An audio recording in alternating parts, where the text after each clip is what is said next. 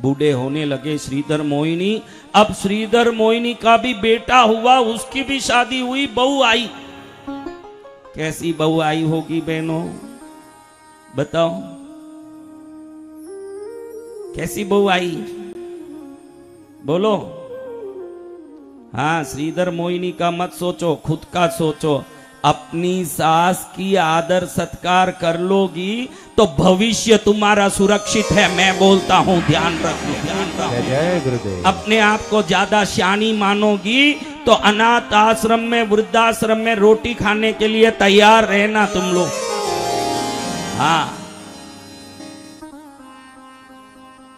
बहू ऐसी आई है, साक्षात चामुंडी काल रात्रि का रूप लेके आई हो। देखो, बहुत बड़े पैसे वाले की बेटी है, क्योंकि सेठ के घर में कौन आएगी, उससे भी बड़े परिवार। हम क्या देखते हैं, देखो तुम लोग, अब आप ही बोलो, तुम मेरी बच्चियों बच्चों, अपने हैसियत से ऊंचे ठिकाने से घर में बहू या दामाद आना चाहिए, सोचते हो कि नहीं? हाँ, सोचते हो कि नहीं? जब तुम्हारी हैसियत से ऊंची आएगी, तुम्हारी हैसियत को ठिकाने रखेगी क्या वो? हाँ, अपनी हैसियत से ऊंची बहू मत लाओ, अपने संस्कार से भी बड़ी संस्कार वाली बहू लाओ, तब तुम्हारा कल्याण होगा। जय गुरुदेव। भी वो 24 घंटा सासू से लड़े। मोहिनी घबरा गई कि ये क्या पीड़ा, भाई बहुत परेशान हो गई मोहिनी। रात दिन इससे कौन माथा फोड़े, घर में सैकड़ों काम वाले हैं, करें तो सब काम करें, न बहू को काम न सास को काम, दोनों को एक ही काम। क्या काम? लड़ाई झगड़े। हाँ, सास तो बेचारी ढीली हो गई, बूढ़ी हो गई, ज्यादा कुछ कर नहीं पा रही है। जवान काकड़ी एकदम कड़क रहता है। हाँ, वे लड़ाई करे, झगड़ा करे। एक दिन ऐसा हुआ, श्रीधर सेठ बूढ़े हुए तो भी दुकान जाते थे, ऑफिस से आते थे, बैठे रहते थे वहां सेठ। तो एक दिन सेठ भोजन कर रहे हैं घर में। कौन सेठ? श्रीधर सेठ। श्रीधर सेठ भोजन कर रहे हैं, मोहिनी सेठानी भोजन परोस रही है उनके लिए। आसपास काम वाले सब खड़े हैं, बहू भी खड़ी देख रही है, उधर खड़ी है, एक फॉर्मेलिटी निभा रही है, कर कुछ नहीं रही है। लेकिन इतने में मोहिनी ने देखा कि खिड़की से जो धूप आ रहा है सेठ के ऊपर गिर रहा है। तो सेठानी को लगा कि सेठ पर धूप आ रहा है, तुरंत अपना पल्ला उठा के सेठ जी का धूप रोकने का कोशिश करने लगी। सेठ जी को तुरंत पुरानी बात याद आई, बहुत साल पहले की बात। कौन सी बात? धक्का मारने वाला। पैसो छन छना छन छनन छनन बाजे रे, इन पैसा रो ताल ऊपर दुनिया नाचे रे, इन पैसा रो ताल ऊपर दुनिया नाचे रे। पैसो छन छना छन छनन छनन बाजे रे, इन पैसा रो ताल ऊपर दुनिया नाचे रे, इन पैसा रो ताल ऊपर दुनिया नाचे रे। आज क्या कर रही है? क्या कर रही है? धूप रोक रही है। धूप रोक रही है। और कल क्या की थी? ट्रेन से धक्का दे दिया, धक्का मारी थी। सेठ जी को हंसी आ गई, पुरानी बात याद आ गई सेठ जी को। क्या याद आई? पुरानी बात। सोचे कि उस दिन धक्का मारने में भी जिसको कोई झिझक नहीं था, आज वो दरवाजे को रोक रही है कि धूप साहब मत आइए। हाँ? तो सेठ जी को हंसी आई। सेठ जी हंस रहे हैं, नई बहू ने देख लिया कि ससुर जी हंस रहे हैं, और सासू पास में खड़े होके कुछ आड़ दे रही है। ये समझी कि ये कुछ बोल रही है मेरे बारे में ना, वो कुछ हंस रहा है। बूढ़े को भी काम नहीं ना, बूढ़ी को भी काम नहीं, दोनों मेरे पीछे पड़े रहते हैं। क्या बोला क्या नहीं बोला राम जाने, लेकिन ये बूढ़ी बड़ी शैतान है। मेरे बाप ने इसी घर में मुझे देना था। क्या बोला? नहीं सुनूंगी, नहीं समझूंगी जब तक मैं। सेठ जी को कुछ पता नहीं कि बहू ने क्या सोचा। वो भोजन करके निकल गए और बहू टांग पटकती पटकती जोर जोर से ऊपर गई और अपने कमरे में बैठ गई। मेरे बारे में बोलते हैं, मेरे बारे में मैं किसकी बेटी हूं। ऐसे इतने में बेटा ऑफिस से आया, क्योंकि पिताजी ऑफिस जाने के बाद वो आता था दोपहर में थोड़ा रेस्ट करके, क्योंकि नया लड़का जवान लड़का दोपहर में रेस्ट करता। घर में आया, रूम में घुसते ही पत्नी ने उस पर आंख तरेरा, जैसे त्रिपुरासुर का वध करते समय शंकर जी ने आंख खोला होगा, उस टाइप से आंख खोल के पति को देखा। पति पहले ही इसको देख के नमस्कार ही करता था दूर से, मालूम ही था कि ये काल रात्रि चंडी आई हुई है। और आज उसका रूप देखते ही ये घबरा गया कि ये चंडी कौन आई। भाई महाराज, अभी कोई चुड़ैल अंदर घुसी है या क्या हुआ है। पत्नी कहती है कि तुम्हारा बूढ़ा मेरे को देख के हंसता है ना, तुम्हारी बूढ़ी मेरे को देख के कुछ बोलती है। क्या बोला ये सुन के आओ, जब तक मैं बात नहीं करूंगी किसी से, इस घर का तहस नहस कर दूंगी, छोड़ूंगी नहीं नहीं नहीं। बहुत समझाया लेकिन कुछ काम नहीं आया, घबरा गया। सीधा भोजन भी नहीं किया न आराम किया, ऑफिस गया। कहाँ गया? ऑफिस जाके पिताजी को पूछता, पिताजी दोपहर में आप क्या हंसे थे न, माँ क्या बोली थी। सेठ जी को एकदम मुंह फीका पड़ गया कि अब क्या बोले इसको। अगर इसको बोले कि तेरी माँ ने ऐसा किया था, फिर क्या उस माँ पर इसको आदर रहेगा? तो क्या बोलो। इतने में बेटा कई बार पूछे, बाप मुंह ही नहीं खोले कि क्या हुआ। बेटे ने देखा जरूर कुछ गड़बड़, नहीं तो मेरा बाप मुंह बंद करके।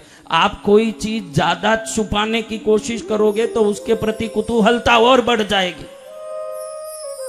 बेटा बोले, पिताजी आपको कुलदेवी माँ और मेरी माँ का कसम है, क्या है बोलिए। ये सुन के सेठ जी को लगा कि संस्कारी परिवार से आए, इसने सौगंध खाया, देख बेटा किसी को मत बोलना मैं जो बात बोल रहा हूं।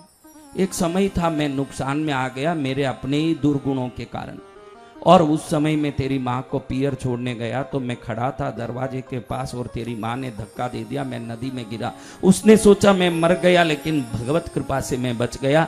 आज वापस ये सब संसार बस गया। लेकिन आज जब धूप में वो पल्लू उठा करके धूप छुपाने, आपका नाम क्या है वो खाली कागजों में होता है, आपका गुण का नाम ही दुनिया पहचानता है, ये सदा ध्यान रखो। जय जय गुरुदेव। हाँ, कागजों के नाम से नहीं। आपने ही बोल दिया चंडीगढ़ में बैठी है, तो आपको दुनिया क्या बोलती होगी। आपको अच्छे से बोले दुनिया, वैसा गुण लाइए, जीवन में सफल होंगे।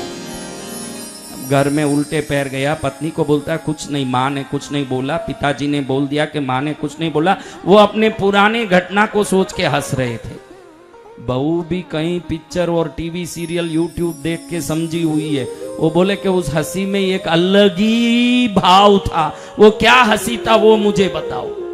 ये सोचे इसको बताएंगे तो क्या होगा, ये तो चंडी पहले से ही है, इसके हाथ में ये अस्त्र मिल गया तो फिर। लेकिन उसने बहुत परेशान किया। आखिर ऐसे ऐसे तिगड़मबाजी की, अपने पति के मुंह से वो बात निकलवा के ही रही जैसे आप निकलवाते हो। हाँ, आपको उसके मुंह से जो निकलवाना है वो कैसे निकलवाना, वो तरीका आपको मालूम है कि नहीं मेरी बच्चियों। वो तरीका उसको खाली कैसे नहीं आएगा, उसको भी वही तरीका आ गया। वो ऐसे ही बोली, ऐसे ही हुआ। ये बात जैसे ही बेटे ने बताया, बहू ने सुना, उसका दिल ठंडा हो गया। रोज मेरे से लड़ती हो, रोज मुझे परेशान करती हो, अब तुमको दिखाती हूं कि बहू कौन होती है, मैं देखती हूं अब दिन अगला ऐसा ही निकला। सुबह सुबह का किसी कारण से बहू और सास का आमना सामना हो गया। अब इसी समय के लिए इंतजार कर रही थी महिषासुरमर्दिनी, और हाथ में उठाई धनुष बाण। पूरे काम वाले आसपास कोई 40 लोग खड़े थे। उनके सामने सासू को देख के बोले, बहुत बड़ी शानी बन के, बड़ी अनुसुईया बन के, तारा मंडोदरी बन के, सती बन के मत आओ। अपने पति को धक्का मार के ट्रेन से गिराने वाली तो हो तुम, अब क्या मुझे ज्ञान दोगी, ज्ञान दोगी। सब लोगों ने सुन लिया, काम वालों ने सब मुंह फाड़ के मुंह पर हाथ रख के सुन रहे हैं। सासू के सुनते ही सांप काट गया उसको कि ये बात इसको कैसे मालूम पड़ा। अब ये देखे कि 40 काम वालों ने सुना है, अब हर आदमी सुनेगा हर आदमी ये बात करेगा कि सेठानी सेठ को मारने की कोशिश की हुई है, ट्रेन से धक्का मारी हुई है। ये सोच सोच के उसका दिमाग बिगड़ रहा है। अब सोचती है कि अब जिंदगी सही होना मुश्किल है, ये ताना मारेगी ना दुनिया हंसी उड़ाएगी, अब मेरी जिंदगी का कोई जीने का कोई मूल्य या महत्व नहीं है। सीधे ऊपर गई अपने कमरे में, साड़ी खोला और फैन पर लटकाया ना, वहीं फांसी खा के मर गई। सेठ रात में घर आते हैं, घर आते, ये सच्ची घटना बता रहा हूं आपको मेरी बच्चियों, ये सच्ची घटना है। सेठ रात में 9-10 बजे घर आते हैं, देखते हैं कि परोसने के लिए सेठानी नहीं है। सेठ एकदम विचार में पड़ जाते हैं कि सेठानी नहीं है, कहाँ गई होगी। रोज सामने खड़ी होकर इंतजार करती है कि सेठ आएंगे, गरम रोटी परोसूंगी। ऊपर कमरे में देखे तो लटक रही है। बिल्कुल समझने में सेठ जी को देरी नहीं लगी कि मैंने दोपहर में जो बात बोली है, तुरंत वो बात बेटे से बहू तक, बहू से मेरी पत्नी तक आई है, और ये बात का ही परिणाम है कि ये लटक रही है। ये जो आज लटक के मरी है, इसका एकमात्र कारण मैं हूं, मैं हूं, मैं हूं, मैं हूं, मैं हूं, मैं हूं। एक क्षण नहीं सोचा सेठ ने, एक क्षण भी नहीं सोचा। उसी समय सेठानी के लाश को नीचे उतारा, उसी शादी में खुद लटक गए।